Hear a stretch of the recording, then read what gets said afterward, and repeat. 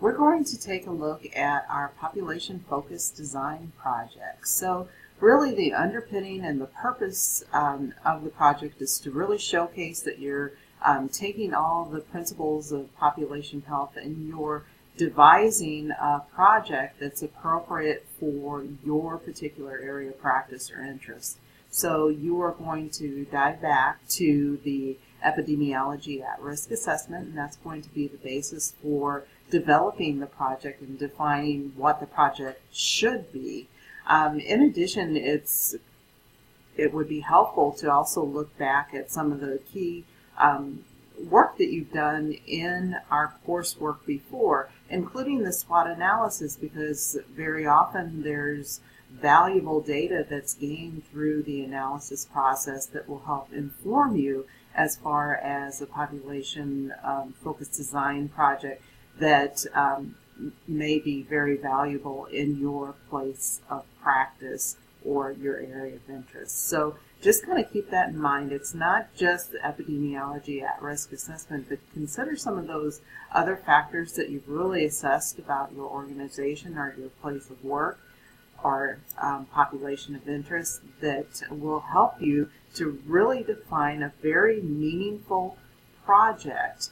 And the gist of this particular assignment is to do a presentation to administration to pitch the project. And the key is that we're ultimately, this should be a project that in the future that is implemented in your area of practice or area of interest. So that's, we want this real and relevant. We want this to be a very real and feasible project that will work where you are. So as we really dive into the project itself, we're going to formulate a presentation, and part of the process is really defining key elements to communicate to those who make the decisions, the decision makers in the particular organization or area of work. So like with any other presentation, of course, we go through the introductions and the SMART objectives, and then you're going to go into an overview of your epidemiology at-risk overview. So you're going to really key into why it's so important for this particular project, your chosen project, and you're going to have the data to substantiate that and the reasons why this project is so valuable. And then you're going to go into the project itself. So you're going to clearly define that particular project or intervention. And just remember that this needs to be an evidence-based program or project. And some of the resources that we've explored in a previous discussion board will be key to developing or to finding those projects that are appropriate for your needs. So when you're looking at any kind of project, there are very broad considerations as you're looking and defining which project would be most effective. And let's do a flashback to epidemiology. There are things that are proven in the literature that are have efficacy. And as we went back to epidemiology, we have to remember it needs to move from efficacy to being effective, meaning it will fit within that particular culture or organization and actually work.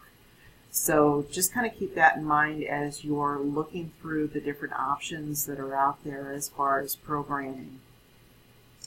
So of course you're going to look at whether the program is feasible or not. And again, that's a key factor to examine up front. If it's technically feasible, if it's sustainable, those types of things. So keep those things in mind as you're looking at the projects. And then you're going to go into who, as far as the responsible folks, who are the stakeholders, all those collaborative pieces that are so crucial in population health practice.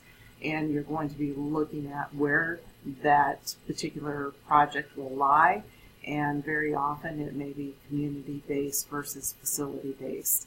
and just some hows as far as the project itself, how data is going to be collected, how that's going to be examined, where the funding is going to come from for this particular program, and what is your timeline? What are you looking at as far as implementation? And then, of course, to conclude, what you're going to do is actually devise a logic model to bring everything together.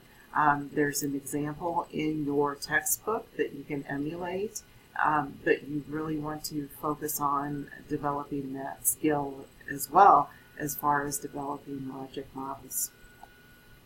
So, of course, we want our presentations to be professional and follow professional standards and standards as far as wording on the slides, citation on slides, referencing, all those types of things. So this is really bringing everything together that we've talked about so far in our population health course to make it real and to really impact the populations that you serve. So if you have any questions whatsoever about choosing, programming, or completing the presentation, please let me know. Take care.